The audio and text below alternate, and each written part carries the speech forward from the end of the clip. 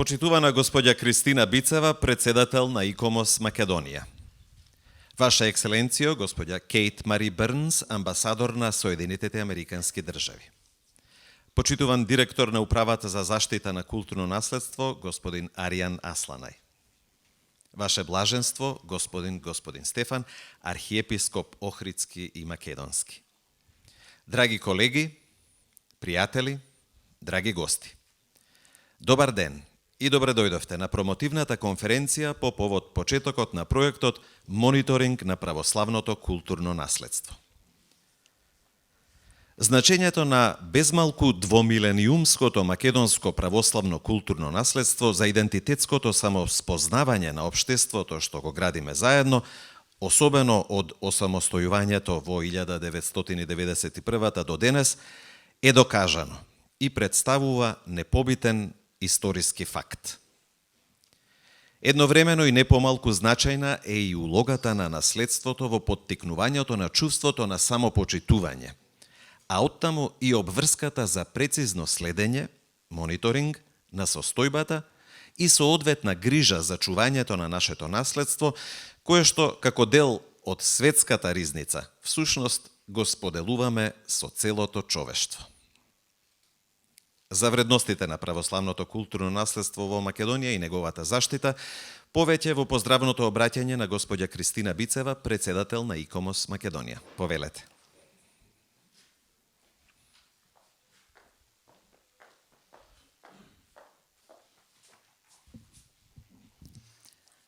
Ваше блаженство, почитуван господин Стефан, архиепископ Охридски и Македонски. Ваши преосвештенства, почитувани господин Климент, епископ Хераклејски, господин Јаков, епископ Стовиски. Ваше се преподобие, почитуван отец Агатон, игумен на манастирот Свети Пантелеймон во Нерези. Ваша екселенцијо, почитувана господја Кейт Мари Бернс, амбасадор на Соединетите Американски држави. Почитуван господин Аријан Асланај, директор на Управата за заштита на културното наследство. Почитувани директори на институциите за заштита на културното наследство, колеги, членови на ИКОМОС Македонија, поддржувачи и влюбеници во културното наследство, почитувани представници на медиумите. Христос воскресна! Со особена радост ви посакувам добре дојде на денешниот настан, на кој ќе го промовираме отпочнувањето на големиот проект со наслов Мониторинг на православното културно наследство, наменет за заштита на македонското православно културно наследство, а кој што ќе го спроведува ИКОМОС Македонија во тесна соработка и партнерство со Македонската православна црква, Охридска архиепископија и со незин благослов. Радоста е уште поголема што ова убава вест ја споделуваме со сите вас во светлите денови по одбележувањето на Христовото воскресение, Великден, и во пресрет на утрешниот голем христијански празник посветен на Свети Ѓорги, Ѓурѓовден, кој со голема почит и бројни духовни традиции се одбележува кај нас. Почитувани, Македонија е исклучително богата со културно наследство, кој датира од далечните преисториски времиња, па се до модерното доба. Но најамблематично, најпрепознатливо, највредно и најбројно е православното културно наследство, односно нашите цркви и манастири. Нашата земја е една од најраните лулки на христијанството во Европа и ги чува остатоците на светски познатите ранохристијански базилики и крстилници од 4 до 6 век, украсени со прекрасни мозаични подови и фреско декорации, некогаш величенствени градби, чија монументалност говори за втемелувањето на христијанството меѓу местното население, а кое стана уште посилно во 9 век, одбележан со делата на светите Климент и Наум Охридски и со нивната монументална улога во ширењето на христијанството и словенската писменост, како и преку манастирите кои тие лично ги основале крај Охридското езеро. Средновековието во Завет ни остави бројни исклучителни репрезенти на византиската цивилизација и уметност. Цркви и манастири кои го одразувале раскошот на империјата, но и смирението на црквата. Некои од нив денес се референтни споменици на византиската уметност во светски рамки. И според нивните впечатливи архитектонски изрази, и според величествените фреско ансамбли кои го одземаат здивот со својата убавина. Не постои учебник за византиска уметност во светот кој на своите страници не ги вклучува Света Софија Охридска, Свети Никола во манастир, Свети Леонти во Водоча, манастир од Велјуса, како и Свети Ѓорги во Курбиново. А посебно и оваа малечка, а толку величенствена црква посветена на Свети Пантелемон, до која денес гордо, а понизно стоиме. Ремек делата од развиениот среден век, кои ги представуваат црквите Света Богородица Перивлепта во Охрид, Свети Ѓорги во Старо Нагоричане, Матејче, Полошко, Марковиот манастир, манастирот Свети Андреа на Треска и многу други, се исклучителни уметнички творби кои ја отсликуваат пресудната улога на верата и на православната црква, но и улогата на црквата во државничките работи како главен поттикнувач на творечката сила на византиската уметност. Црквите и манастирите од поствизантискиот период, 15 до 17 век, се исто така многубројни и значајни во нашата земја. Да ги споменам само манастирите кај Матка, Светите Архангели во Кучевиште, Трескавец, Зрзе, Слепче, Топлица, Ореовец, Журче. Во поновото историско милје во 18 и 19 век, православните цркви и манастири продолжија да се градат во така нареченото преродбенско доба на македонската православна уметност, предводена од истакнати неимари, зоографи, иконописци и копаничари, кои ни оставија толку високи уметнички вредности. Токму затоа, свесни и совесни за огромното значење на ова богатство, наша задача е да го негуваме ова наследство и да го зачуваме за идните генерации. Во оваа насока е и проектот Мониторинг на православното културно наследство, кој ќе ви го представам подетално подоцна, а чија главна цел е да ја утврди состојбата на зачуваност и потребите од заштитните интервенции на црквите и манастирите во Македонија, за кои ние од организацијата ИКОМОС ќе дадеме стручни препораки и насоки. Ова е дел од нашата мисија. ИКОМОС Македонија е национален комитет на најголемата и највлијателна меѓународна организација во сферата на заштитата на недвижното културно наследство, Меѓународниот совет за споменици и локалитети, или накосо ИКОМОС, со седиште во Париз, организација активна во 151 држава и со преку 10.000 стручни членови низ целиот свет. Се разбира, ваквиот потфат ниту можеме, ниту треба да го спроведуваме сами. Во современата заштита на културното наследство, клучни се синергијата, соработката и партнерството меѓу сите засегнати чинители, а во насока на остварување на клучната и основна цел, унапредување на заштитата на наследството. Затоа, овој проект ќе го спроведуваме заеднички со Македонската православна црква, Охридска архиепископија, зашто сме исклучително среќни, а се надеваме и на соработка и поддршка од страна на институциите за заштита на културното наследство. Проектот Мониторинг на православното културно наследство е во целост поддржан од Центарот за културно наследство на Стейт Департментот на Соединетите Американски држави, како дел од неговата иницијатива за документирање на наследството на заедниците. Па затоа, изразуваме посебна и голема благодарност до незината екселенција, господја Кейт Мари Бернс, амбасадор на Соединетите Американски држави во Скопје. Сите ние, кои работиме во сферата на заштитата на културното наследство, многу добро знаеме и високо ја цениме долгогодишната поддршка која амбасадата на САД во Скопје ја дава за културното наследство во нашата земја, посебно преку Амбасадорскиот фонд за културна заштита. Поддршката за овој значаен проект е уште еден силен доказ во низата такви, дека Соединетите Американски држави ги препознаваат клучните вредности на нашата државност, култура и традиција, а тоа се културните добра кои се наше, но и наследство на целиот свет. Ви благодариме од се срце.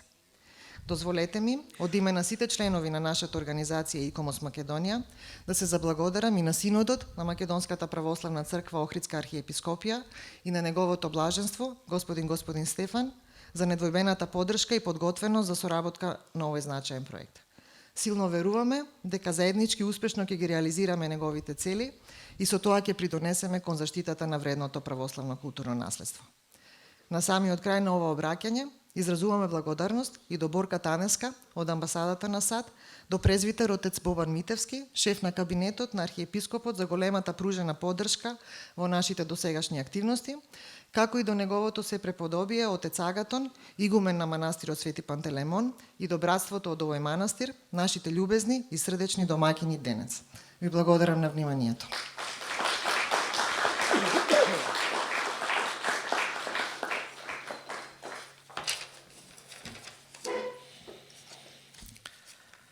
Благодариме на господја Кристина Бицева, председател на ИКОМОС Македонија. Световниот поглед или сваќање на православното наследство забележува врвни архитектонски и ликовни, тоест уметнички дострели. Во живописите под зидовите на црквите препознава општествени и културни вредности, соодветно ги заштитува и правно ги регулира. За духовниот поглед, меѓутоа, црквите и манастирите се секако првенствено локации на духовна поврзаност со верата, за интимно сврзување на секој поединечен верник преку молитва и чествување, места кои со право се означуваат како духовни огништа. Од денешна историска дистанца убедени сме дека средновековниот сликар кој ја живописал црквата Свети Пантелеймон бил еднакво продуховен верник, но и световен визионер на идното општество, кој точно го насатил и преку својот живописен стил го најавил развојот на европската цивилизација кон ренесансата на хуманизмот како историска придобивка на човештвото. Го покануваме неговото блаженство, господин Стефан, архиепископ Охридски и Македонски, да ни се обрати. Повелете.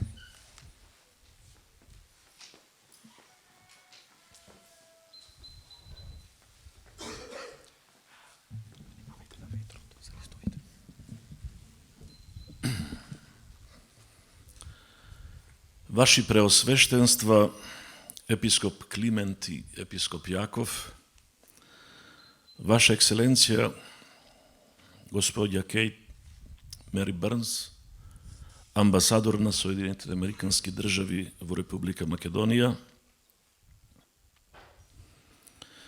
почитуван доктор Сашо Цветковски, подпредседател на Архиепископскиот црковно-народен собор,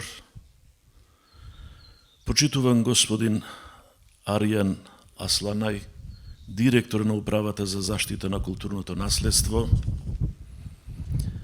почитувана господја Кристина Бицева, председател на ИКОМОС Македонија, почитуван професор доктор Ѓоко Ѓорѓевски, декан на Православниот богословски факултет Свети Климент Охридски, почитуван господин Коле Чапкановски, директор на Конзерваторскиот центар, и другите присутни директори од областа на заштитата, Ваше се преподобие игумен Агатон, почитувани представници на медиумите, возлюбени во Господа, Христос воскресе. Во една прилика, повикани да говориме за слична тема, рековме дека сакралното е нашето најголемо богатство. И навистина е така, затоа што сакралното, односно духовното наследство, е тоа што речиси секогаш ги надживува, а истовремено и ги сведочи, ја предава паметта и за своите создатели, и за епохите, и за државите, па и за народите каде што тоа се појавило или се развивало. Но истовремено тоа е и најдобриот промотор, најдобриот амбасадор за една делотворност из историјата. Несомнено, во научниот, па и во секојдневниот говор може да се сретнат неколку термини како сакрално богатство, духовно наследство, црковно наследие, духовно завештание, духовно културна оставнина и така натаму, кои главно говорат за предметите и објектите, за културата и уметноста на еден религиозен живот, на еден религиозен опит. Значи имаме предвид еден сегмент од постоењето на човекот, религиозниот, поточно севкупното творештво на една религија, на една вера, кое што е изразено на многу начини и во многу облици, преку градба на објекти, цркви, манастири, конаци, крстилници, во музичкиот или поетскиот израз, богослужбените книги, со сликарската уметност, иконопис и фрескопис, како и со благолепието, богослужбените предмети и така натаму. И ова создавање не само што е производ и потреба на генерациите кои што го творат, туку станало и наследство на генерациите што следат и со тоа постанало силен гарант и сведок за постоењето на еден народ или поединец, за дострелите што се достигнувани, за квалитетот и важноста на постигнатото. Како такво, наследството не останува во тесната рамка на конкретната припадност, туку станува цивилизацијска придобивка. Во овој контекст, сакралното богатство секогаш се одредува, се конкретизира, едноставно речено, некому припаѓа. Па така во зависност од религијата или од култот, постои и соодветно именување за сакралното наследство. Православно, христијанско, византиско, исламско. Денешниот почитуван собир треба да ја промовира и да ја озваничи благородната иницијатива на Сдруженијето ИКОМОС Македонија, поддржана од американските институции, меѓу кои и амбасадата на Соединетите американски држави во земјава, за мониторинг на православното културно наследство во Македонија. Стручните тимови и специјалистите од областа на културното наследство, реномирани и докажани во своите области, ќе треба да направат еден своевиден попис на нашето движно и недвижно православно наследство, да ја потврдат или да предложат измена во категоризацијата на веќе отпорано попишаните објекти и предмети како споменици на нашата култура, но истовремено и да ја афирмираат вредноста на новосоздадените. Во овој контекст и Синодот веќе ја изрази својата поддршка на овој проект, давајќи инструкции сите епархии на Македонската православна црква, Охридска архиепископија во државата активно да се вклучат. Свесни сме за комплексноста и содржајноста на овој проект, кој не само што ќе придонесе за евидентирање на нашето православно наследство, создавајќи респектабилна база на освежени податоци, туку ќе биде и добар промотор на македонското сакрално богатство. Преку проектот,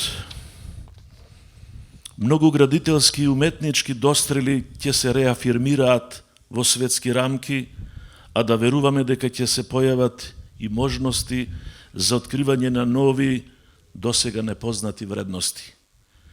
Ваквите крупни и сериозни потфати имаат тенденција да ги обединуваат старото и новото, давајќи перспектива и на едното и на другото во разните сфери од општественото живење.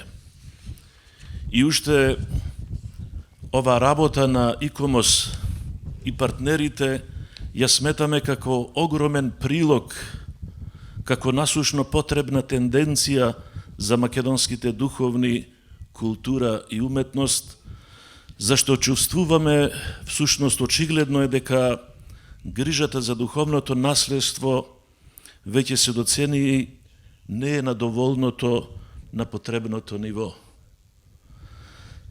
Да не споменуваме веќе во овој контекст колкава е и грижата за археолошките и црковните предмети во музеите, како и тоа колку се грижиме за безбедноста на црковните вредности, нешто за кое верувам ќе добиеме одговор само ако се вратиме неколку години наназад или поедноставно ако одиме да посетиме некои од храмовите во Мијачкиот и Струшкиот регион и ги видиме празните рамки на иконостасите.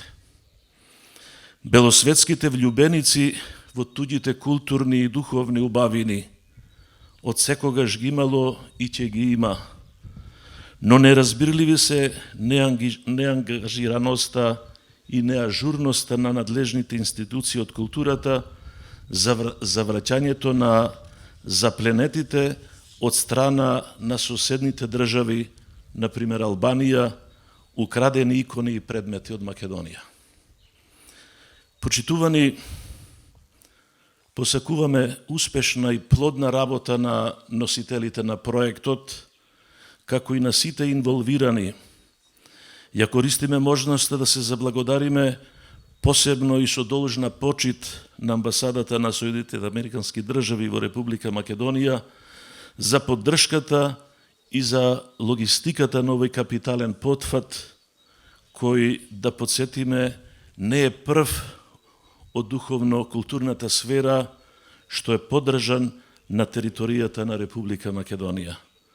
Очекувајќи ги резултатите од овој професионален ангажман, се радуваме што по подолго време нашата културна и нашата научна јавност, веруваме, ќе добијат една надградена и посеопфатна податочна граѓа за духовното културно наследство на Република Македонија. Ви честитаме и ви посакуваме успех. Ви благодарам за вниманието.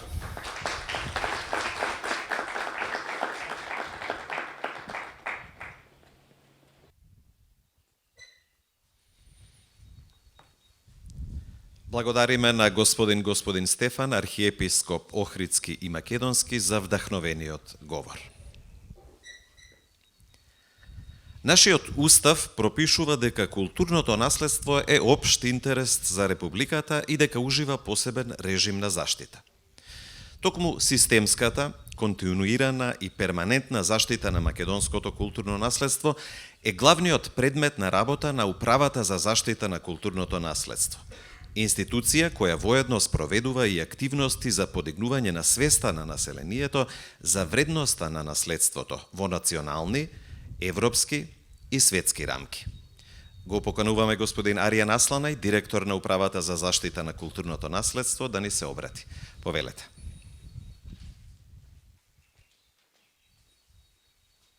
Благодарам. Почитувани господин Стефан, почитувана екселенцијо господја Кейт Мари Бернс, почитувана господја Бицева, почитувани присутни, имам чест и особено задоволство во името на Управата за заштита на културно наследство да ве поздравам на овој начин, да го поддржам од почнувањето на проектот за мониторинг и проценка на... извинете, морам.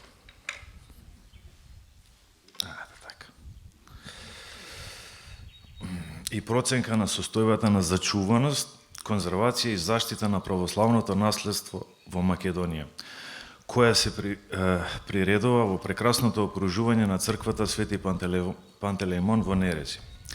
Исто така би сакал да ги поздравам Националниот комитет ИКОМОС Македонија, Центарот за културно наследство на Стейт Департментот на САД, кој е координиран од амбасадата на САД во Скопје и го поддржува овој проект, како и Македонската православна црква, која одобри реализацијата на овој проект. Убеден сум дека конструктивната работа и резултатите добиени по завршувањето на овој проект ќе бидат од големо значење и ќе придонесат за понатамошната работа во заштитата и промоцијата на православното културно наследство. Ви благодарам.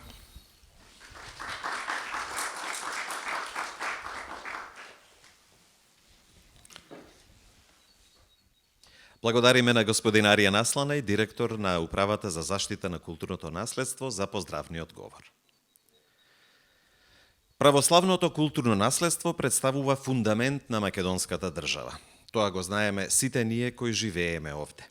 А радува и фактот што истото мислење го споделуваат и нашите искрени пријатели и помагатели од другите држави. Доследната помош на Соединетите Американски држави е докажана во повеќе наврати во изминатите 30 години самостојност, најчесто преку Амбасадорскиот фонд за културна заштита, кој што го препознава значењето на нашето наследство и несебично ни помага да го зачуваме за иднината. Особено ни е мило што и амбасадорката Кейт Мари Бернс со сопствениот ангажман и инспиративен ентузијазам дава и личен печат на грижата за наследството, посетувајќи ги најзначајните локалитети на православното културно наследство. Ја покануваме незината екселенција, господја Кейт Мари Бернс, да ни се обрати во оваа пригода. Повелете.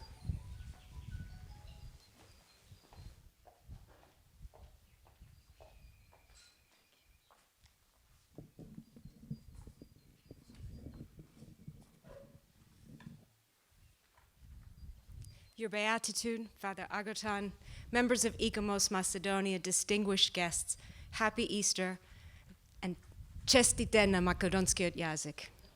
Thank you so much for having me here today, and I especially want to thank Father Agaton for hosting us in such a wonderful and awe-inspiring venue. As we just look around, it's easy to understand why protecting cultural heritage and the work that Ikamos is doing is so important for all of us. Ваше Превосходителство, благодарам што ме примивте денес тука, посебно да му се заблагодарам на отец Агатон, кој што во ова прекрасно окружување не прими, како што гледате тука е многу овој соодветна локација е за Икомос да го обележи почетокот на проектот. Beyond the age and beauty of a relic or of a location is its meaning. Cultural heritage is about cultural identity. It's about what makes a people unique and part of the rich tapestry of society. Од таа страна на убавината на одреден објект на културно наследство е неговото значење. Културното наследство е прашање на идентитет на тие на кои што всушност припаѓа. When a culture's meaning is misrepresented or misinterpreted, it can be just as damaging as if something were physically destroyed. Perhaps more so because replicas can be made of things, but not of meaning. Кога значењето на културата погрешно се представува или се толкува, може да биде исто толку штетно како и нешто кое што е физички уништено, може би уште и повеќе, бидејќи репликите може да се направат од работи, но не може да се направат реплики на значења. And that's why we're so pleased to be part of this event here today. The goal of the Monitoring of Orthodox Cultural Heritage project is more than about preserving or protecting objects. It's to preserve and protect the identity of the Macedonian Orthodox Church at more than 700 churches throughout North Macedonia. И затоа ни е огромно задоволство што сме дел од денешниот настан. Ние не се фокусираме само на тоа да ги сочуваме објектите. Целта на проектот за мониторинг на православното културно наследство не е само да се заштити идентитетот на македонските православни цркви на повеќе од 700 цркви низ Македонија. The teams of conservators, architects, art historians, and other experts conducting the monitoring are doing a great service to the church, to the country, and indeed to the world, because their work will ensure that anyone and everyone can see and learn and better understand what these priceless relics truly represent. Тимот на конзерватори, на архитекти, историчари на уметноста и други експерти кои што го спроведуваат мониторингот прават огромна служба на црквата, на земјата и на светот, бидејќи нивната работа ќе помогне да се поведе грижа за тоа дека секој може да види, да научи подобро, да ги разбере што овие бесценните остатоци од културно наследство навистина представуваат. You may be aware that through the Department of State's Cultural Heritage Center and the U.S. Ambassador's Fund for Cultural Preservation, the United States has provided more than $1.5 million over the past 20 years to protect more than 15 cultural heritage sites in North Macedonia. And with this project, we can protect even hundreds more. Може би знаете дека преку Центар за културно наследство на Department of State и амбасадорскиот фонд на Соединените Американски држави за презервација на културата. Соединените Американски држави досега дале повеќе од $1,5 милион во изминативе 20 години за да заштита повеќе од 15 локации на културно наследство во Северна Македонија. Овој проект исто така е финансиран од ЦХЦ и тој ни овозможува да помогнеме на уште стотина повеќе. And in the nearly 3 years that I have been in North Macedonia, I've had the pleasure of visiting a number of incredible sites, including with some of the members of all of you here today. And I've seen amazing examples of artistry, of craftsmanship, and of priceless value. And in every place, I'm struck by not only the beauty of the objects, but the fact how beautiful it is that we have the opportunity to understand what these things mean to our society. За речиси 3 години во кои што сум јас во Северна Македонија, има задоволство да посетам огромен број на неверојатни локации со некои во присуство на некои од вас кои што се и денес тука, каде што има неверојатни примери на вештина, на уметност, на занетчиство и бесценната вредност. На секое место мене ме погаѓа убавината на објектите, но исто така колку е убаво тоа што имаме можност да разбереме што значат сите овие работи на нашето општество. So thank you to ICOMOS Macedonia for leading this vital effort. Thank you to the experts who are going to be part of the teams doing all of this essential work. And thank you all for letting me be part of such a meaningful day with all of you. Ви благодарам. Благодарам на ИКОМО што го предводи овој витален зафан на мониторинг. Благодарам на сите тимови кои што ќе вршат работа од суштествено значење и благодарам на сите вам што ми овозможите да бидам дел од таков еден ден полн со значење. Благодарам.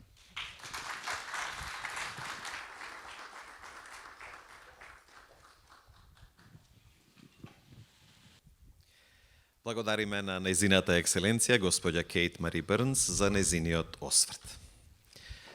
Во продолжение на денешниот настан, почитувани, дозволете да ве запознаеме подетално со проектот Мониторинг на православното културно наследство. Ја покануваме Кристина Бицева, председател на ICOMOS Македонија, овој пат во својство на проектен менаџер, да ни ги соопшти деталите. Повелете.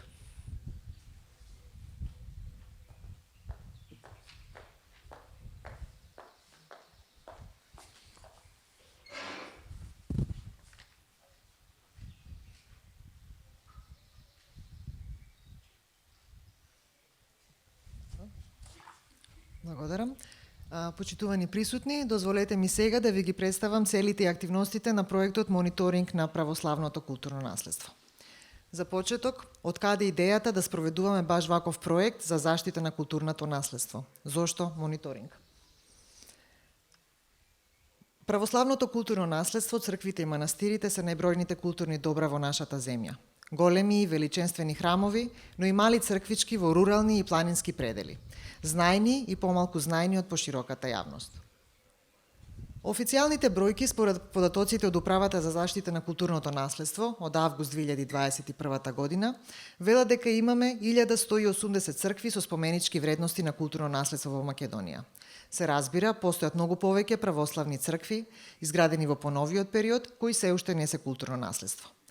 Од оваа бројка пак, само 235 се регистрирани како културно наследство, 194 цркви и 41 манастир. Додека пак 969 се само евидентирани и за нив не е извршена соодветна валоризација, односно вреднување, која јасно би ги одредила нивните поединечни споменички вредности и која би ја утврдила нивната заштитна категорија според Законот за заштита на културното наследство. Од оние 235 пак кои што се регистрирани, само 7 цркви се во рамките на категоријата културно наследство од особено значење. 22 цркви се значајно културно наследство, а 165 цркви се регистрирани без одредена категорија. Само еден манастир е прогласен за културно наследство од особено значење, 4 се како значајно културно наследство и 36 се регистрирани без заштитна категорија. Нам, кои долги години работиме во заштитата на културното наследство, ни е јасно дека законски предвидениот рок и процес за валоризација и ревалоризација на културните добра, која одредува категоријата и заштитниот режим, не тече со динамика која сите ја посакуваме. И исто така знаеме дека тоа се должи меѓу другото и на недостигот на специјализиран кадар во институциите, недостатокот на средства, опременост, а исправени сме пред огромен корпус на културно наследство кое треба да се вреднува и заштитува. А сепак, бројките на православни културни добра кои се категоризирани и за кои се определени јасни режими на заштита се премали и сметаме дека е неопходно да се засилат чекорите и постапките за нивна валоризација и ревалоризација. Препреките и слабостите со кои се соочуваат и се обидуваат да се справуваат институциите, влијаат и на другите чекори од процесот на заштитата, од кои категоризацијата е само првиот чекор. Вториот главен чекор, предпревентивната и директната конзервација, е континуираното следење на состојбата на конзервација на културните добра, односно мониторингот. Без да знаеме каква е тековната состојба на културните добра, не можеме да планираме и реализираме зафати за нивна директна заштита, односно конзервација. Не можеме да определиме приоритети и да интервенираме онаму каде состојбата е наитна, па дури и алармантна, или пак да планираме помали заштитни превентивни интервенции кои ќе ја задржат добрата состојба на конзервираност. Водејќи се од професионалните критериуми и имајќи го предвид големиот број православни недвижни културни добра, цркви и манастири, во заштитните регистри и евиденции кои не се ажурирани од поодамна, од 2004 година, со голем број некатегоризирани цркви и манастири без соодветен правен режим на нивна заштита, а особено имајќи предвид дека сеопфатна мониторинг кампања на овој вид наследство не е целосно направена веќе со децении, ИКОМОС Македонија се одлучи за конципирање и спроведување на проектот Мониторинг на православното културно наследство. За наша среќа, важноста и неопходноста од овој проект беше препознаена од Стейт Департментот на САД, кој што целосно ја поддржа реализацијата на проектот со грант во износ од 85.000 американски долари. Проектот е во време трајање од 2 години, од ноември 2021 година до октомври 2023, а ова се неговите клучни активности и методологија. Суштината на проектот е теренска работа, па така, од членството на ИКОМОС Македонија составивме 5 теренски тимови кои ќе го спроведуваат теренскиот мониторинг на следниве територии. Тим 1 ќе ги покрива Скопската и Повардарската епархија, Тим 2 Дебарско-Кичевската епархија, Тим 3 Преспанско-Пелагониската епархија, Тим 4 Тетовско-Гостиварска и Кумановско-Осоговска епархија и Тим 5 Струмичката и Брегалничката епархија. Секој од овие тимови е составен од по 4 членови, а едно лице е назначено за тим лидер. Членовите на тимовите се од различни профили и специализации: историчари на уметност, архитекти-конзерватори, конзерватори на сликарство, градежни инженери, сеизмолози, а во секој тим вклучивме и по еден член од работната група на професионалци во подем од ИКОМОС Македонија, млади и надежни колеги, кои при овој теренски мониторинг имаат можност да учат од своите поискусни тимски соработници.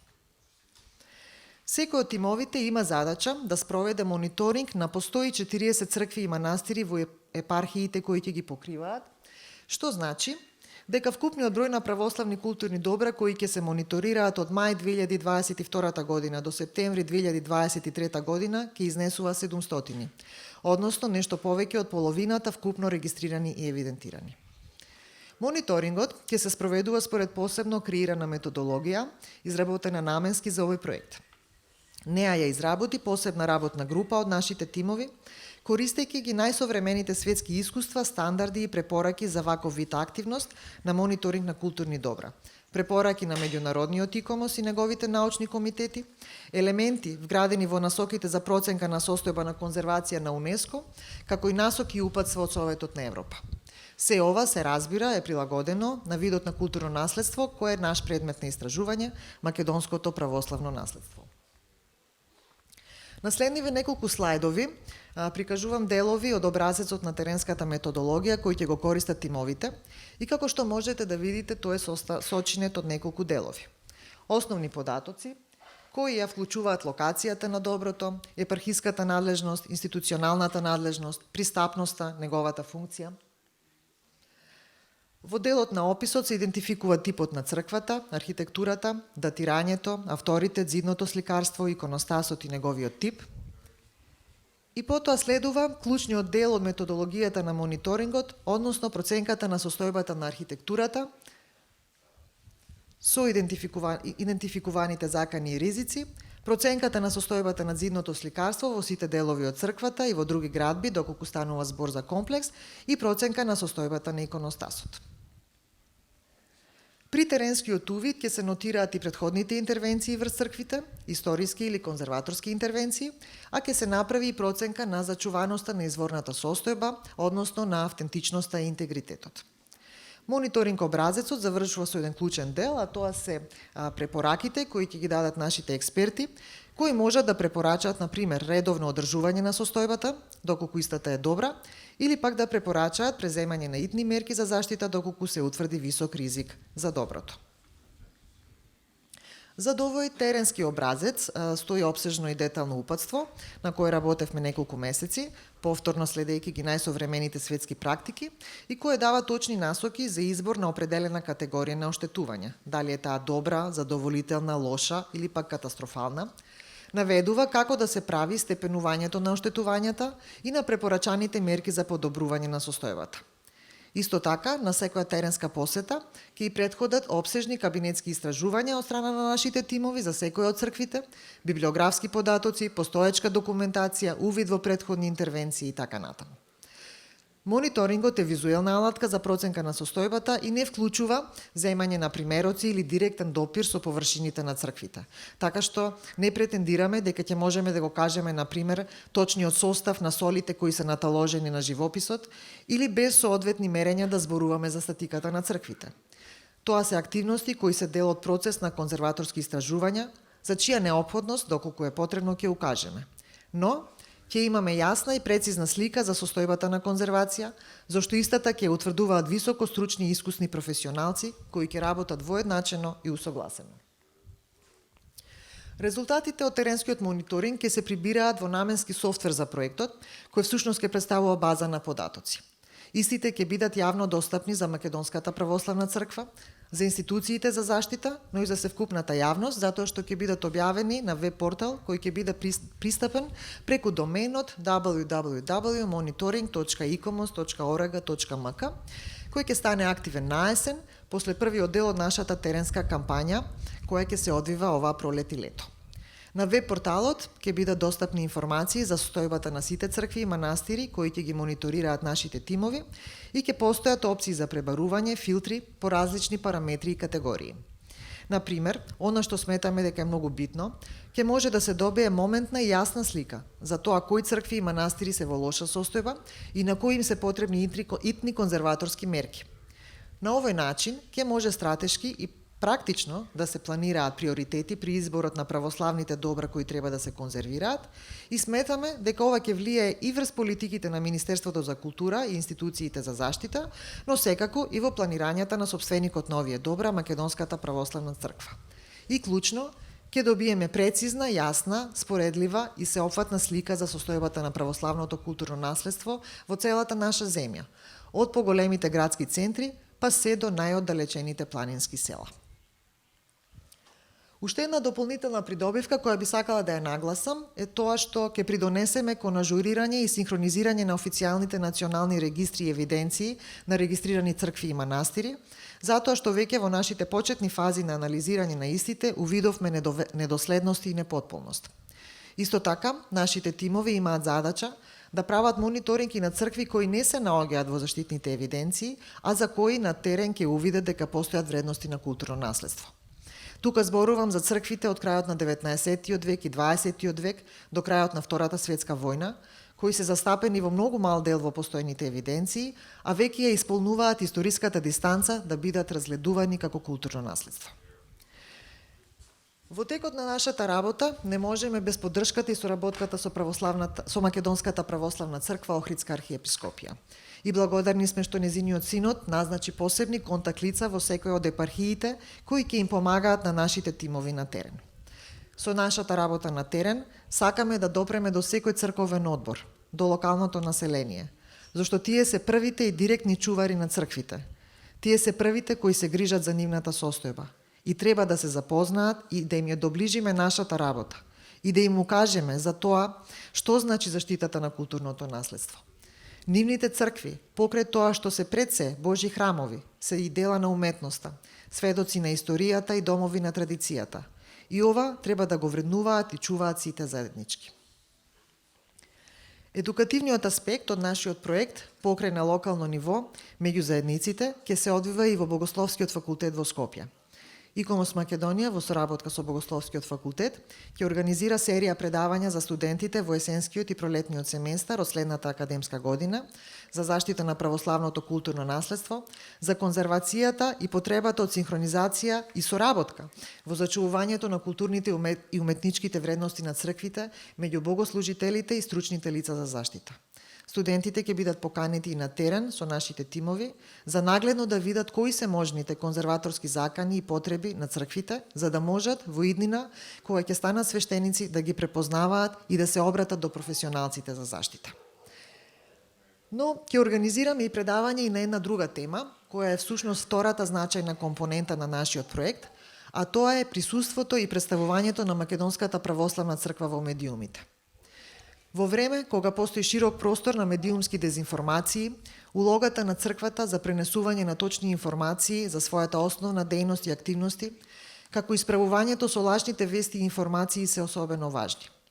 На студентите од Богословскиот факултет ќе им овозможиме, секако со помош на специјалисти за медиуми, предавања за медиумска писменост и односи со медиумите во врска со црковни прашања, а со цел да ја зајакнеме нивната свест и знаење за општествените и културни импликации, особено на новите комуникацијски технологии. Ова беа клучните компоненти и цели на проектот Мониторинг на православното културно наследство, сосема накратко во интерес на времето, и чие спроведување всушност го започнавме во ноември 2021 година со интензивна кабинетска работа и со подготовки, а денес ќе отпочнеме и со негова теренска реализација со спроведување на првиот мониторинг токму на манастирот Свети Пантелемон овде во Нерези. Не можевме ни да посакаме поубав почеток, отколку се една од најубавите и највредните цркви на светот. Ви благодарам многу на вашето внимание, а на тимовите на ИКОМОС Македонија им посакувам многу успех и среќа во нивната работа.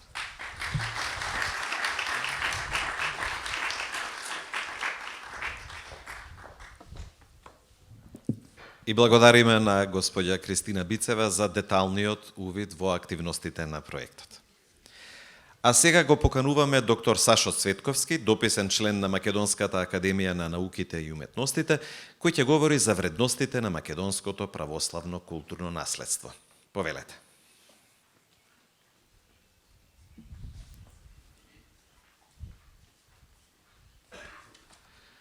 Благодарам. Почитувани присутни, Ваше блаженство, Ваша екселенцијо, почитуван декан на Православниот Богословски факултет, прочитуван проект менеджер, госпоđа Бицева, Ваше преосвештенства, оче игумане, драги колеги и пријатели. Најпрвин сакам да ги упатам моите искрени честитки кон проект менеджерот, кој ете така многу вешто тематски тоа го насочил и структурно го фокусирал самиот проект од еден важен и битен сегмент на нашето културно наследство, а тоа е суштината на православното културно наследство во Македонија. Инаку, Истражувачкиот центар за културно наследство при Македонската академија на науките и уметностите скоро 10 години систематски во одредени сегменти го проучува нашето културно наследство и во една прилика кога имавме потреба за одредени наши проектни цели и активности да оформиме еден квантум на отприлика што на културно наследство со што располагаме овдека во Македонија. И дојдовме до некои податоци дека имаме некаде околу 4.500 археолошки локалитети, имаме приближно некаде околу 1800 сакрални црковни објекти, имаме над 25.000 икони, имаме околу 800 икони на хартија, односно графички икони, и имаме некаде околу 1500 ракописи. Значи, тоа е едно импозантно, едно фасцинантно културно наследство. Некои од овие сегменти што сега ги напоменав, тие воопшто не се влезени во ниеден регистар на ниедна институција од сферата на заштитата на културното наследство. Тоа се навистина фасцинантни бројки и тоа е навистина еден квантум кој го чини уделот на Македонија, придонесот на Македонија во таа светска ризница, на таа цивилизацијска светска ризница и ризница на светското културно наследство. А како тоа да ние располагаме со толку културно наследство, богато и разновидно културно наследство? А тоа се должи на тие историски слоеви, тие културни слоеви кои овдека милениумски во една таква милениумска хронологија се напластувале и што имаат битна детерминанта и во одредување на нашето културно наследство како еден од важните и суштествени делови од нашата културна историја. Без културното наследство и без артефактите кои ги имаме ние тука, многу ги имаме, ние не би го познавале своето минато и не би знаеле и самите себе си до одреден степен и да се запознаеме. Во една прилика академик Старделов на една од нашите сесии во Академија искаже едно интересантно мислење, говорејќи дека минатото постои само како култура. Како култура, и тоа заедничка култура на живење на оние кои што обстојувале и живееле и создавале на овие простори. Една многу интересна и суштествена мисла на нашиот голем филозоф и естетичар академикот Старделов. Но секогаш е предизвик кога треба да се говори и да се во некој временски период кажат најсуштествените и најбитните работи за она културно наследство со кое ние го располагаме. Тоа е баш овој суштествениот дел за православното културно наследство. Се е тоа поврзано со христијанството и со првите пробиви на христијанството и допири на овие простори, уште од времето на ранохристијанскиот период, односно првите векови на христијанството, или можам да кажам дури и времето и апостолските времења. Ние ги знаеме тука мисиите на Свети Еразмо, ги знаеме и мисиите на Тивериополските 15 маченици, меѓу кои и Свети Теодор, еден од 318 никејски црковни оци, и ги знаеме нивните заслуги за првите проповеди и првите поуки што тие овдека ги дале за новата Христова вера.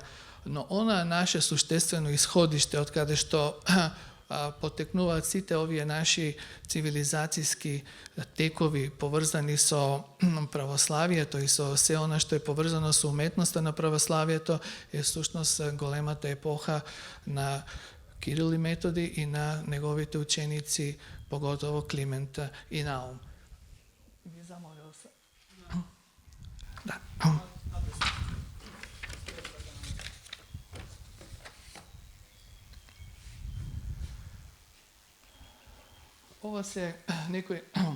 Ова се некои остатоци од оние првите допири и самите рефлексии на средината која првпат ги има тие допири со христијанството и се што представува онаа символика на раното христијанство, поготово на старозаветните композиции, кај нас присутна во импозантната збирка на виничките икони од времето на 6-тиот век со една хронологија која засега се уште не е цврсто дефинирана.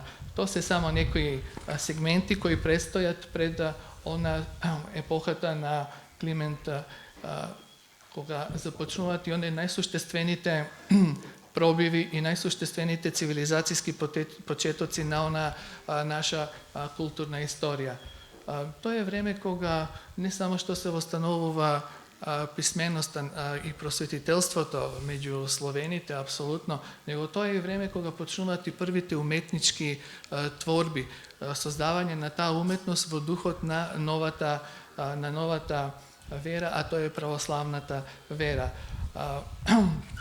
Првите такви зачетоци се наоѓаат на нашето најзначајно култно место, а тоа е Плаушник во Охрид.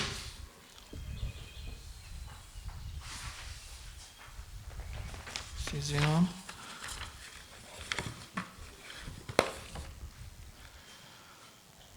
Плаушник во Охрид и првата Климентова градба која датира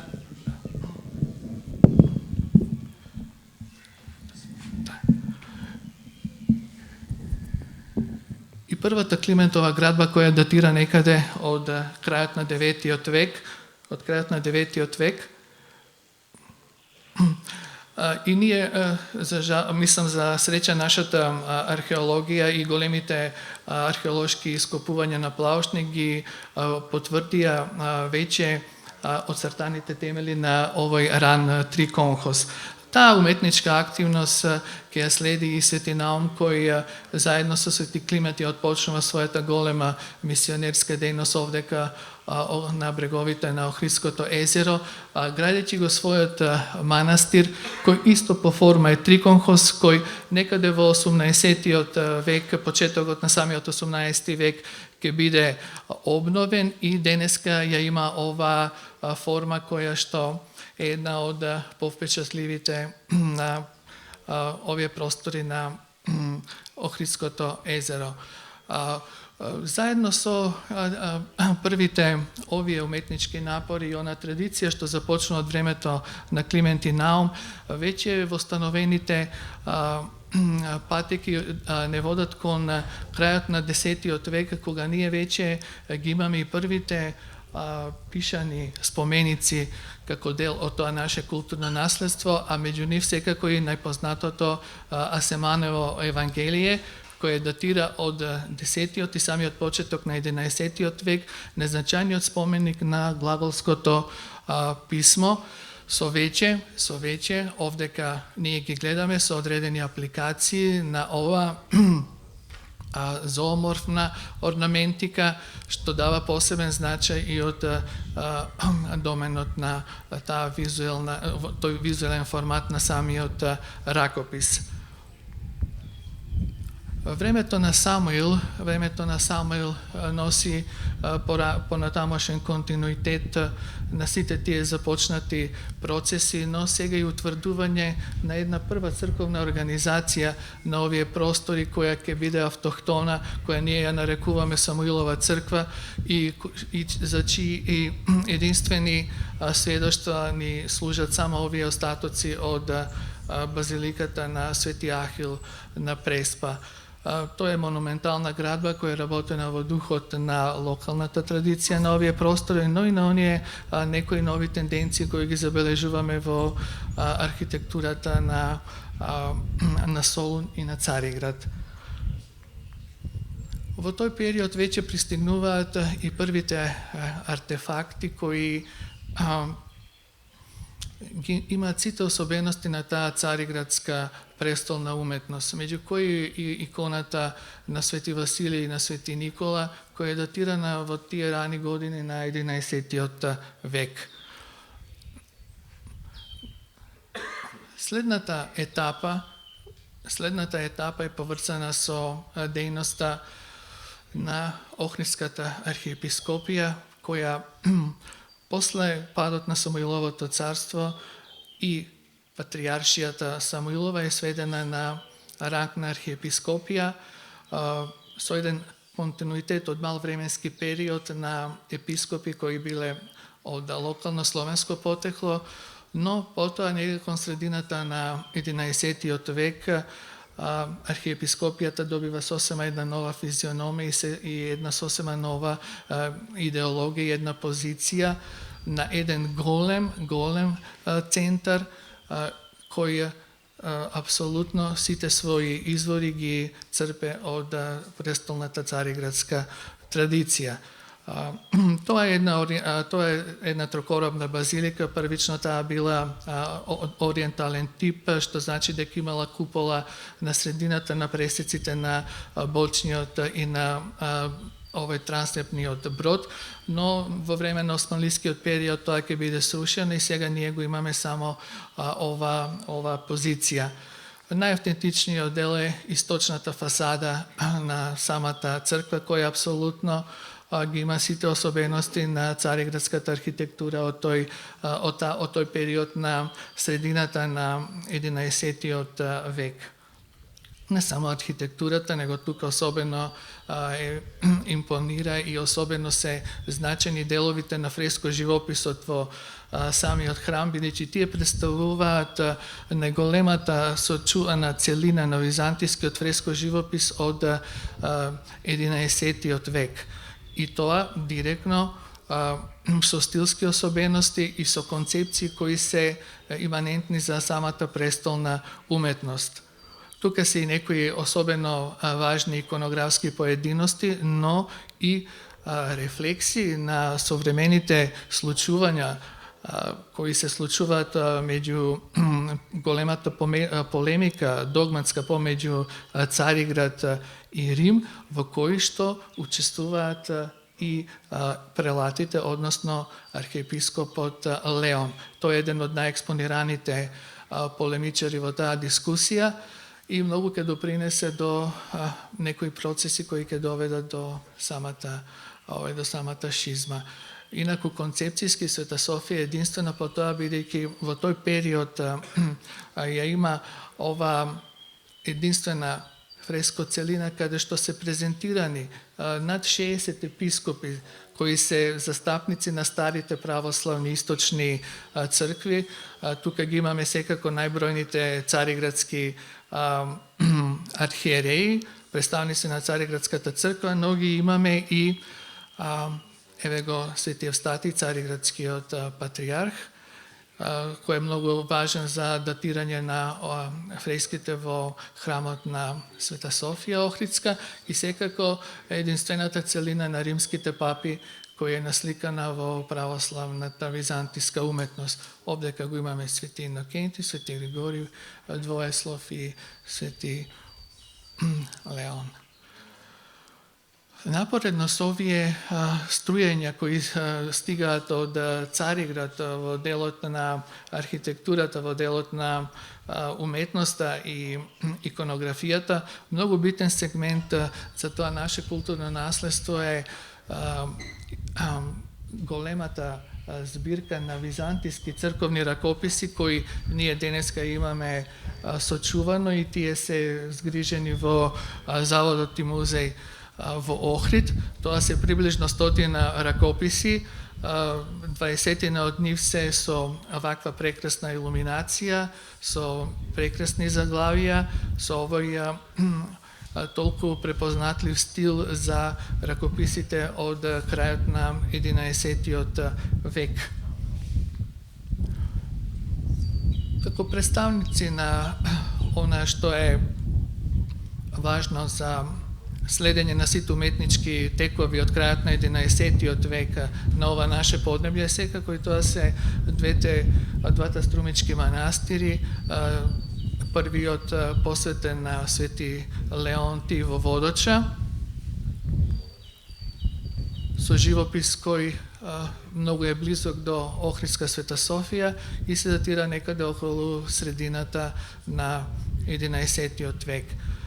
И посебно црквата во Велјуса, посветена на Света Богородица Милостива, еден пар екселанс споменик граден во духот на најубавите цариградски традиции од самиот крај на 11-тиот век. Несомнено тука големо влијание и на самиот игумен Мануил, кој станува и епископ на Струмица и кој пред да дојде во Тивериопол, Струмица, се подвизувал во неколку манастири во Цариград, но и во манастирите на гората Опсикија, во Малоазиска Битинија, во близина на Цариград, така да нему се тоа му било свежо и едноставно тој го пресликува овдека во својата црква, не само во доменот на архитектурата, него и во некои од композициите кои ние ги среќаваме внатре во самата црква.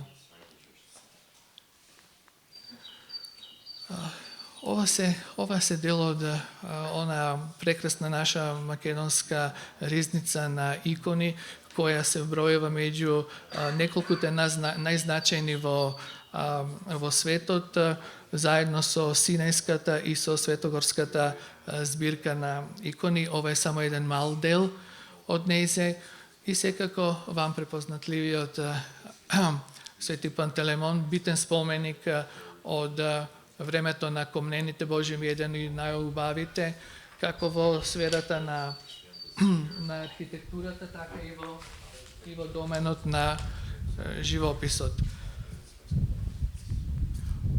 Тука се прекрасните фрески кои ги имаме. Исто така значаен споменик, еден може би од најартистичките и најликовните дела на нашата средновековна уметност, тоа е црквата во Курбиново од 1191 година, каде ние следиме и заокружување на некои процеси многу важни за иконографијата византиска од крајот на 12-тиот век.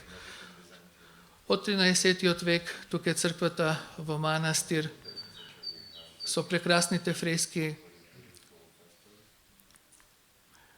Ова препознатлива ведута на манастирот Свети Архангели во Прилеп со живописот кој ги носи сите обележја на цариградската уметност од времето на средината на 13-тиот век, црквата Свети Димитри со своите фрески, иконата Свети Георги, исто така еден многу значаен артефакт во нашата македонска збирка на икони.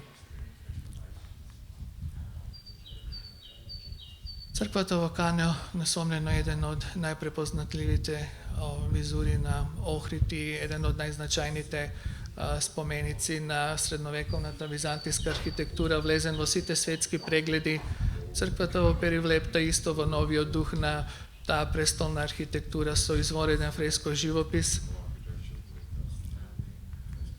Некои фрагменти, некои сегменти кои ние пред 10 години ги откривме, а се поврзани со црквата на манастирот Кнежино во Кичево, кои исто така припаѓаат на работилницата на Михајло Евтихи и кои се во една состојба која е апсолутно стасана за една итна конзервација, со сцени од Страшниот суд, со некои моменти од црковниот календар. Секако тука се и иконите кои се поврзуваат со таа работилница, цариградските икони кои овде ги имаме, големата Григориева галерија која е работена од архитекти и мајстори дојдени од Цариград во 1313-14 година, еден од најмонументалните градежни зафати во текот на 14-тиот век во Охрид. Црквата во Нагоричино со прекрасните фрески од таа последна фаза развојна на Михајло Евтихи и се она што е во доменот на архитектурата од 14-тиот век, црквата во Никита, во Љуботен, Лесновскиот манастир, Свети Георги Полошки со прекрасните фрески и на крај на залезот на таа една голема епоха стои Марковиот манастир, едно исклучително дело како на архитектурата, така и на живописот, кој во себе ги сублимира сите стари традиции на 14-тиот век, но ги најавува и на архитектурата на 15-тиот век, што ние ја следиме во деловите на Моравска Србија, со прекрасните фрески. И тука се на крајот на таа епоха иконите кои ги имаме во нашата ризница, иконите од Марков манастир, Свети Јован, односно Христос на зографот Јован од Зрзе. Тоа се тие некои вредности кои досега се етаблирани, кои се апсолутно валоризирани и се влезени во таа ризница на светското културно наследство.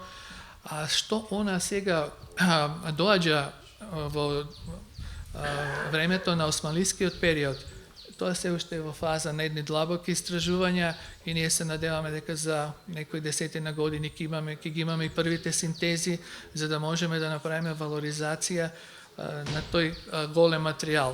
а тука не очекуваат резбите од времето на османлискиот период, прекрасните илуминации кои ги имаме во нашите ракописи, кои се од 16-тиот и 17-тиот век, прекрасните икони од најдобрите зографи кои тоа време работеле на тлото на Охридската архиепископија, како зографот Јован од Грамоста.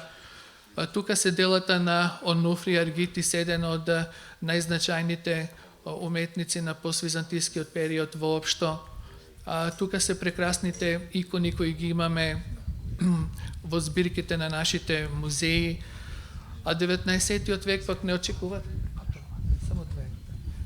Од 19-тиот век не чекаат делата на Андреја Дамјанов, кои допрва треба да ги валоризираме, неговите извонредни архитектонски остварувања, иконописот на зографите кои доаѓаат од Северен Епир, од Самарина, и тука остваруваат импозантни опуси во делот на иконописот. Не чека целосна валоризација на делата на Дичо Зограф и се она што подразбира Дебарската зографска и уметничка школа.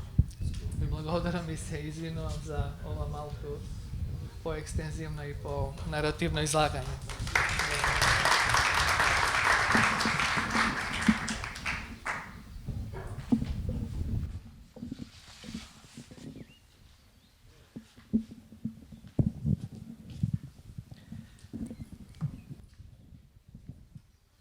Благодариме на доктор Сашо Цветковски. Во продолжение го покануваме професор доктор Ѓоко Ѓорѓевски, декан на Православниот Богословски факултет Свети Климент Охридски, Скопје, да ни говори за улогата на Македонската православна црква во заштитата на културното наследство од православието. Повелете.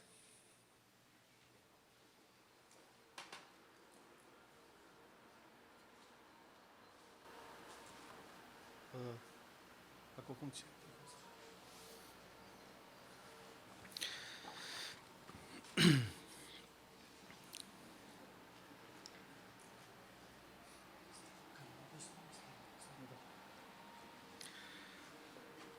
Ваше блаженство, ваши високи преосвещенства, Ваша екселенцијо, почитувана директор на ИКОМОС Македонија, почитуван директоре, почитуван академик, почитувани присутни, Христос воскресе. Најнапред би сакал да заблагодарам за поканата за учество на овој значаен настан, уште повеќе за можноста што е дадена на нашиот факултет да биде дел од овој значаен проект. Во текот на претходната презентација имавме, што беше можно исцрпно, имавме можност да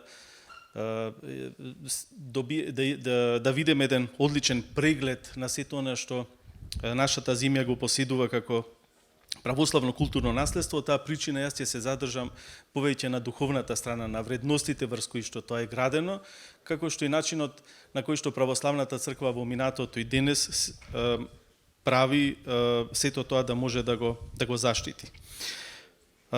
Историјата сведочи за безброј култури изградени врз разновидни вредности системи, антрополошки традиции, како израз на различни светогледи и начини на живење. Оваа разновидност на културни парадигми ги поставува основите за воспоставување на диалог врз основа на стекнатите сознанија, затоа што се соодветни политики и вредности врз кои е неопходно да се елаборираат размислувањата во односи на различните начини на заштита и напредување на духовното и културното богатство, кое е добиено во наследство во текот на различни историски епохи. Македонското православно културно наследство е составен дел од една заедничка културна оставина, европска и светска, создавана во периодот над 2 милиониума врз заедничка христијанска традиција. Според британскиот историчар Кристофер Доусон, христијанството ја сочинува цивилизацијата на која сите ние на некој начин припаѓаме. Ова значи дека тоа е заедничко наследство на сите христијани без разлика каде тие живееле и каде денес живеат, но и на сите оние во оваа земја, чии предци се творци на тоа наследство. Според Павел Флоренски, секоја култура може да ги призна или отфрли своите религиозни корени, но не може да ги негира. Црквата од секогаш била во диалог со светот кој обкружува во определен историски и општествено-културен контекст. Тој диалог воопшто не е лесен и едноставен, затоа што имплицира потребата од познавањето на културата, не само како производ на човекот, туку и како средина во која што тој живее. Секој човек говори на јазикот и преку сликите од својата средина и време. Но сепак во културните пројави има нешто што истите ги издига над нивното време. Тоа се оние универзални вредности врз која се гради културата, кој е еден непрестаен обид за воспоставување на единство меѓу временото и вечното, меѓу телесното и духовното. Црквата не го прифаќа идеалистичкото раздвојување на материјална и на духовна област, а литургискиот ритам на црквата е координиран од севкупниот живот на заедницата. Впрочем, и секој уметничко дело е израз на духот на едно време, на една личност, на присуство или пак на отсуство на една духовност. Па така и нашите цркви и манастири, како едни од најотпорните, најтрајните, па зато и најстарите примероци од македонското црковно и културно наследство, се јасни свидетели на духовноста на нашите предци. Па иако неми, преку боите на фреските и виртуозноста на градбите, тие гласно говорат за благодатната вдахновеност која доаѓа од Бога, за ракоделието посветено на Бога.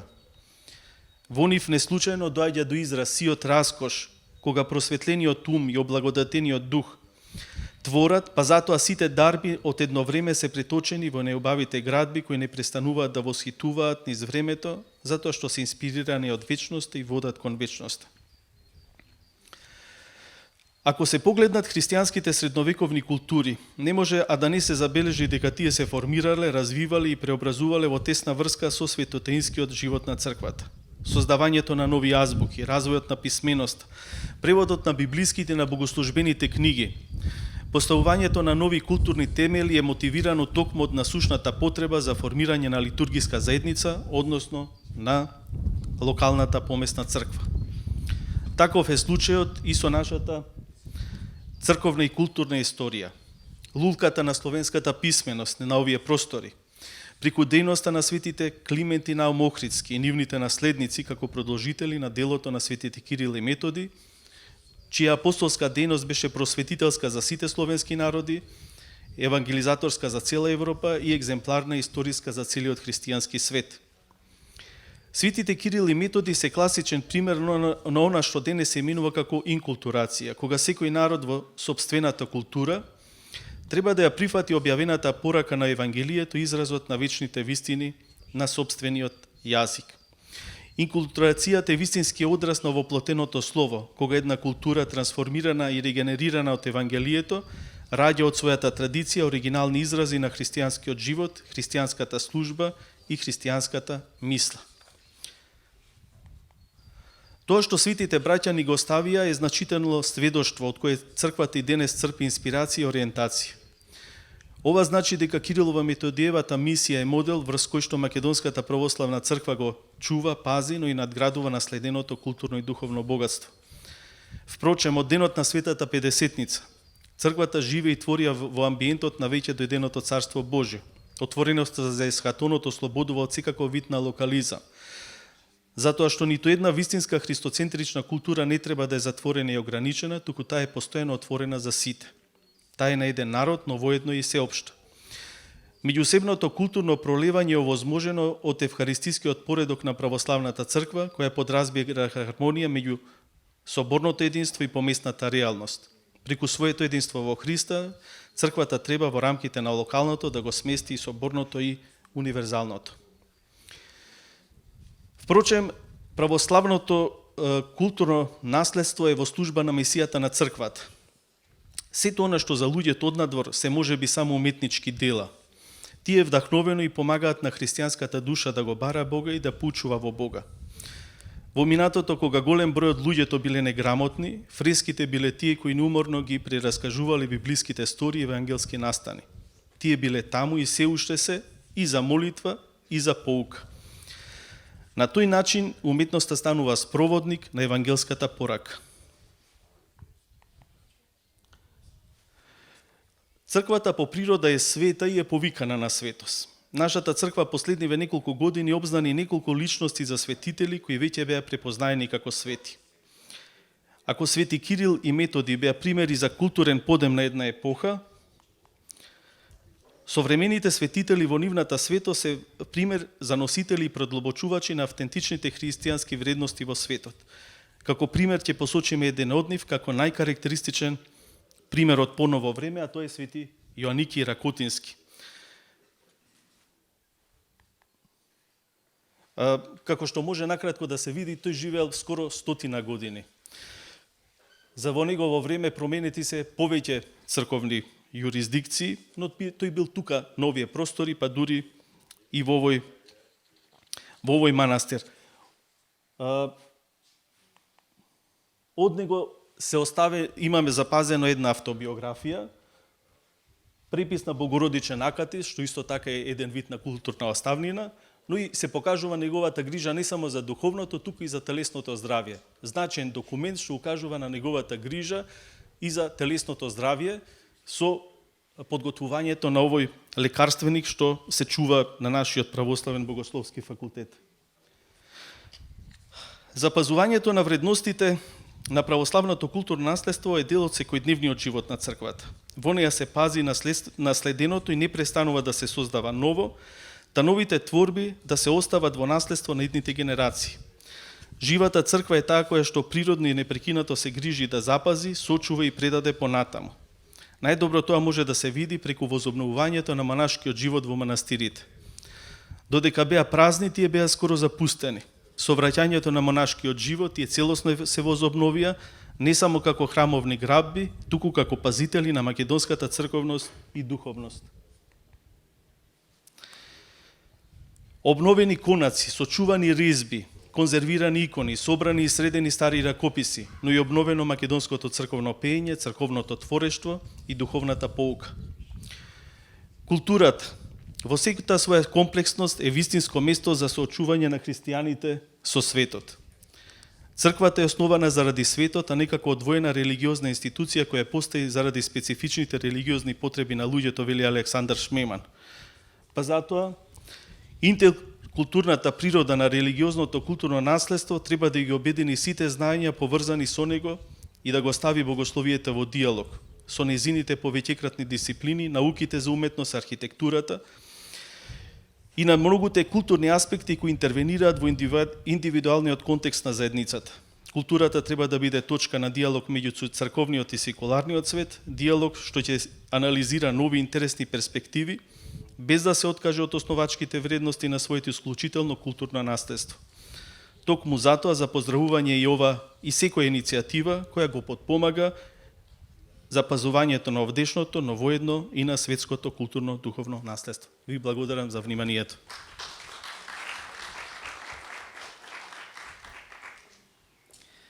Благодариме на професор доктор Ѓоко Ѓорѓевски, а пред да продолжиме натаму, дозволете да го испратиме неговото блаженство господин Стефан, кој мора да го напушти овој собир поради неодложни обврски. Ви благодариме за присуството.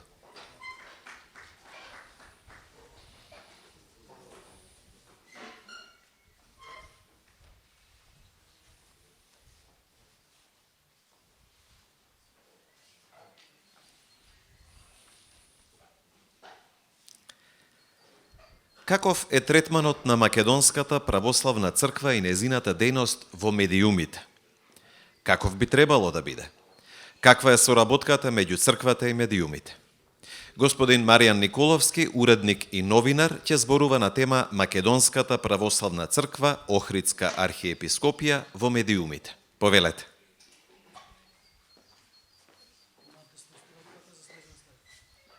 Налево за назад.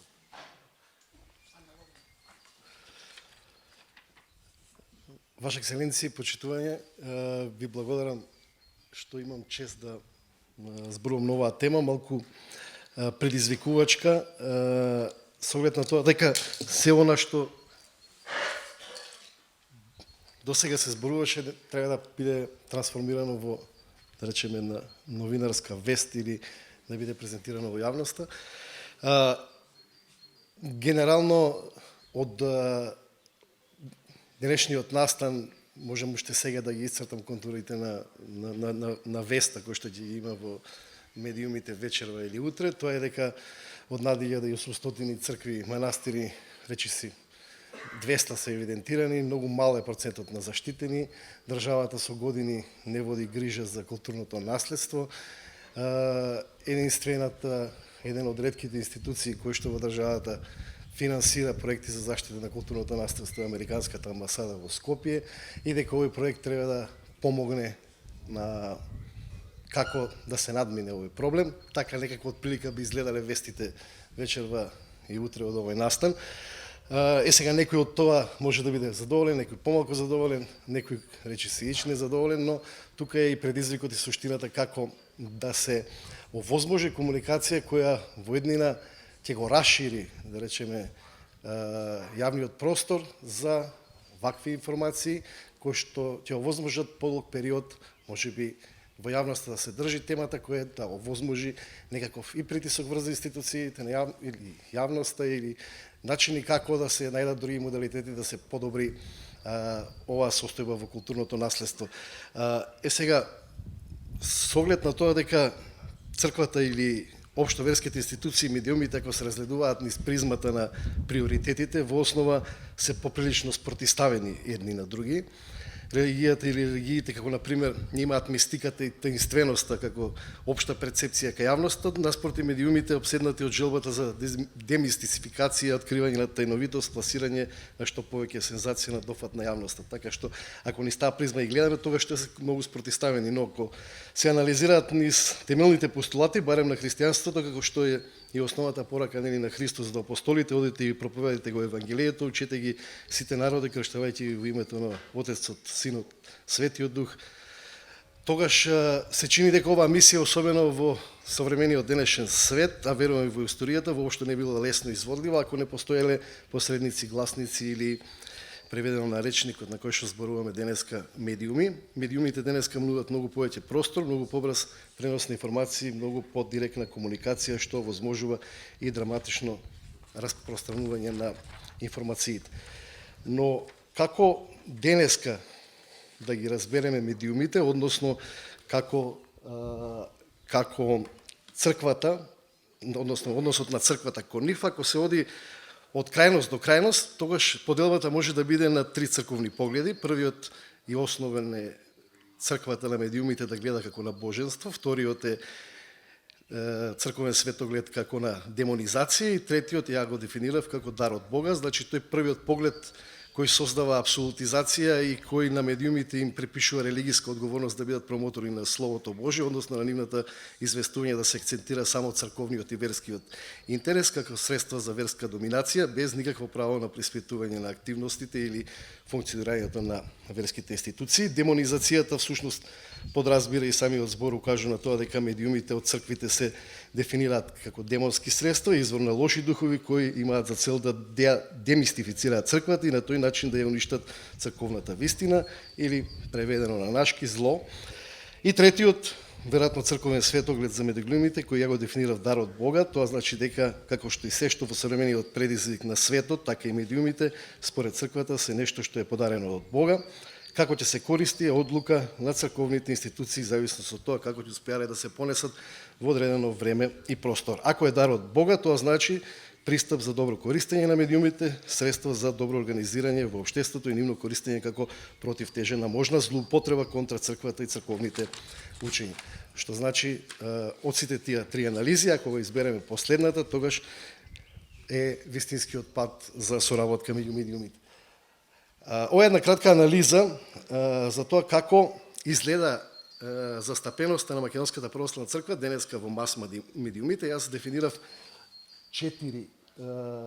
четири аспекти, односно едниот го дефинирав како протоколарни настани, вториот е црковното прашање во православниот свет, незгодни ситуации и парцијални примери на општествена одговорност. Во протоколарни настани кои што ќе ги видите застапеноста на МПЦ во медиумите, тоа се одбележување на верските празници, претежно големи активности на Македонската православна црква, кратки информации поврзани со верските празници во дневните медиуми и тоа е тоа известување во поглед на тоа. Црковното прашање, со оглед на тоа дека е една од проблематичните теми на МПЦ, се спорадични известувања во одредени периоди.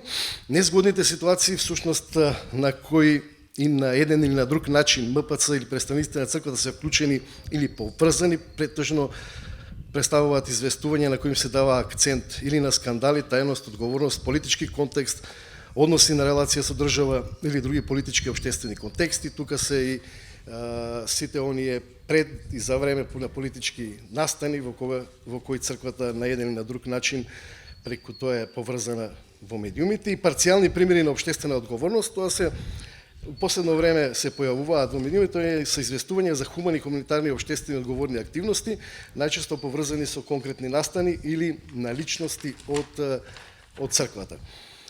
Сега, ако ги анализираме предизвикувачкиот интерес на јавноста за сите овие 4 категории, првата категорија настана која опфаќа претежно масовно известување пред и за време на настаните. Најчесто со веќе позната форма и содржина на медиумски написи, тоа се рековме верските празници, или често со едноличност на представници на МПЦ во доминација на медиумите. Со тоа сакам да кажам дека најчесто се појавуваат едни исти представници на црквата и верските заедници, кои објаснуваат претежно околу празничните атмосфери. Ова застапеност во медиумите има висок процент на влијание во јавноста, но едноставно е приватено како, знаете, како нешто што се случува секоја година, и јавноста има веќе одреден светоглед што и како ќе заврши од тоа известување. Еден од тие настани, да речеме, меѓу кои мојата телевизија и некои други телевизии известуваат за богојавление, за водици со директни преноси, значи тие настани, односно тој предизвикувачки интерес. Втората категорија настани опфаќа, како што реков, сподаралични известувања, тоа е прашањето за црковното прашање во православниот свет. И во македонските медиуми најчесто се појавува како реакција на веќе објавени информации некаде настрана или на изјави на представници на црквата поврзани со ова прашање, дали во Македонија, но претежно од надвор од Македонија. Тоа е прилично интересна тема за јавноста, која предизвикува многу поголем интерес кај јавноста од првата категорија известување. Честопати е обременета со сензитивни чувствителни елементи. Темата обично се појавува во одреден временски период и во јавноста се задржува краток временски период. Затвореноста за информации по ова прашање од страна официјални представници на МПЦ ја прави дополнително продуктивна за шпекулативни известувања на медиумите, иако станува збор за прилично одговорна тема. Третата категорија на известување всушност е она што предизвикува најголем импакт кај јавноста и најголем интерес за следење. Тоа се настани кои на еден или на друг начин, како што јас ги дефинирав, незгодни, се испреплепени со политички обштествени контексти на кои медиумски им се дава тежина со тоа што се акцентира улогата на црквата или на црковните представници, најчесто во негативен контекст. Искуството покажува дека МПЦ, за жал, во ваквите ситуации најчесто не успева да се носи, токму во овие написи таа најчесто ја губи јавноста, затвореноста, недостапноста за информации, на неуспешноста да се објасни контекстот е сериозен предизвик за црквата. Четвртата категорија, како што реков, која се појавува во последните неколку години, е доста интересна и е од друга страна можеби една од попозитивните застапености на црквата во медиумите. Тоа е известување за сосема спротивен пак фидбек од она што е претходната и има сосема спротивен од екојавноста. Станува збор за медиумски написи кои ја јакнат довербата кај јавноста, имаат прилично висок степен на интерес во нејзе и речици 100% кај публиката предизвикуваат симпатии и одобрување од јавноста, но за потенцирање дека сите такви настани се или јавноста барем на нив најмногу гледа како на парцијални идеи на поединци, можеби и одредени институции од црквата, но не како институциализирана форма на активноста на црквата. Всушност, сега доаѓаме до она што е начинот на кој како функционира Македонската православна црква.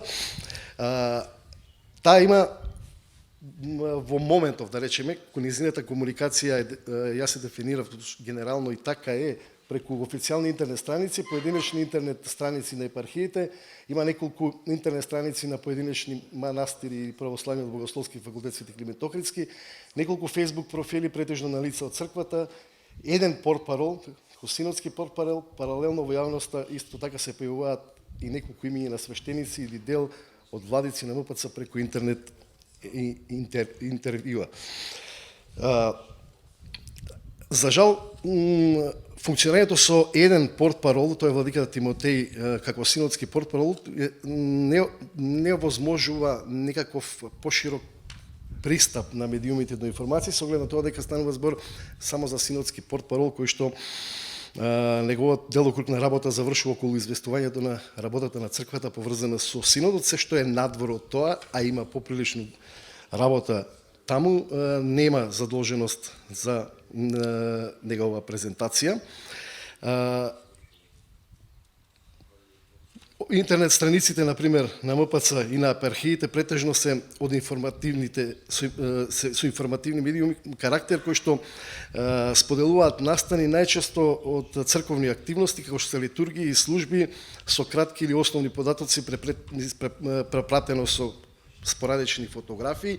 Facebook профилите се исто така претежно од информативен карактер, иако може да се издвојат некои лични Facebook профили на свештеници и на еден владика кои имаат поширок опфат на информација и поспецифичен начин на комуникација со јавноста. И како што реков, представниците на МПЦ во медиумите најчесто се застапени во период кога се слават големите верски празници, кога сами по себе се доминантни.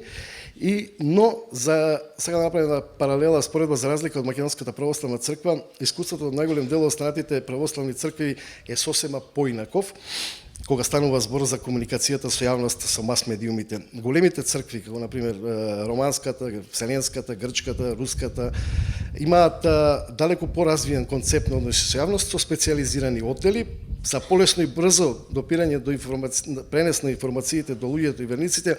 Најголем дел од црквите, од овие цркви не се подпираат само на соработка со традиционалните секуларни медиуми, туку имаат развиени претежно своји медиуми електронски. Пример е, например, Српската православна црква, која има основано една цела телевизија со комплетна функционалност на медиумите. И сега ние кога бараме одговор, тоа е од претходната, ако бараме одговор каде и како би се нашли, кој е успешен модел, она што може да се дефинира како успешен модел е комбинација на искуства, тоа е соработка со секуларните медиуми, на професионално ниво и развој на собствени медиуми врз база на широка комуникација со верници и со граѓаните. Иако искуствата покажуваат дека во црковните кругови често постои незадоволство од начинот на кој медиумите известуваат за активностите на црквата, сепак тоа е дополнителен мотив да се јакне таа интеркомуникација меѓу црквата и секуларните медиуми на постулат на взаемна одговорност. Информациите, секако доставени до медиумите и до новинарите, првенствено од јавноста треба да бидат веродостојни. Ставовите на представниците на црквите распространети преку медиумите мора да бидат согласно секако нивните учења и ставовите за јавни прашања. Анализата на општата состојба пак покажува дека заеднички именител, кога станува збор за односите на представниците на црквите кон медиумите и на новинарите кон црквата е идентичен, ако за дел од свештенството новинарите или медиумите не секогаш се доволно информирани за специфичноста на работата на црквата, од друга страна пак новинарите и медиумите најчесто сметаат дека црквата не ја разбира улогата на медиумите и јазикот на кој зборува црквата е несоодветен за јавноста и недоволно транспарентен. Тој јас во погледите води сепак кон потреба од заедничка заемна комуникација. Кога зборуваме за комбиниран модел, тогаш тој треба да подразбира сериозна темелна реформа на црквата во комуникацијата со јавноста. Тој процес подразбира можеби подолга стратегија за реализација во повеќе фази. Јас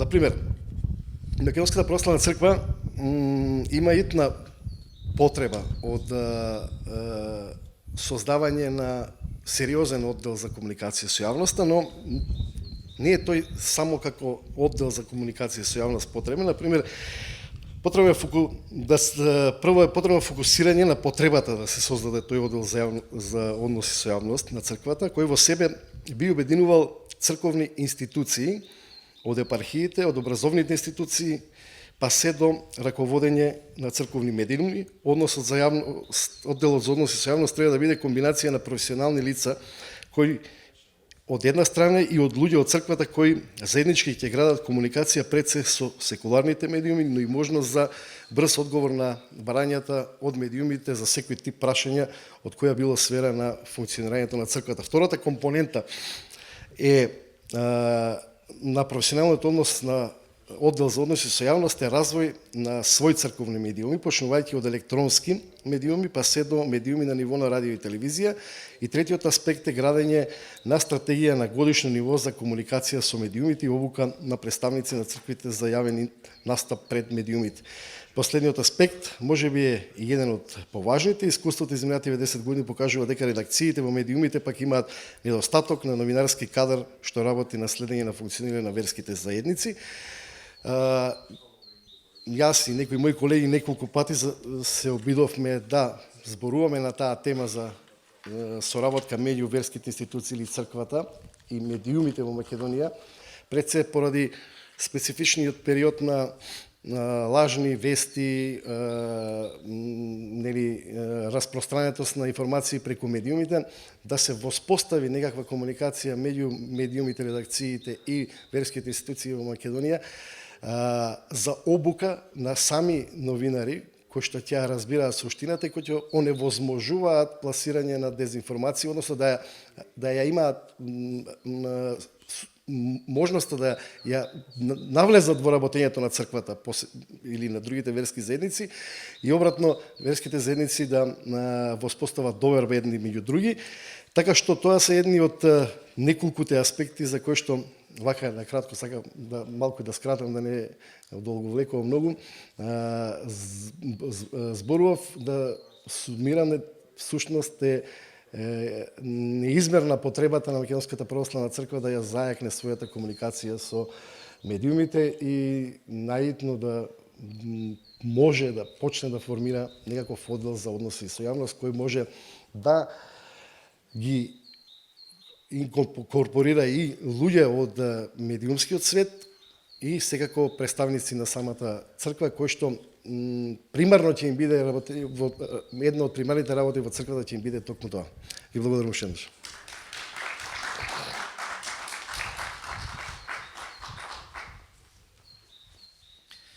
Благодариме на господин Маријан Николовски.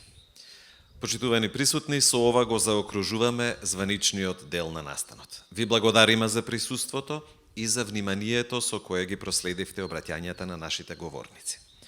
Сега ве покануваме на дружење со кафе и чај, подготвени за нас од монасите на монашкиот ред на манастирот Свети Пантелеймон. Потоа, тимот на ИКОМОС Македонија ќе пристапи кон мониторинг на манастирот. Повелете, придружете ни се.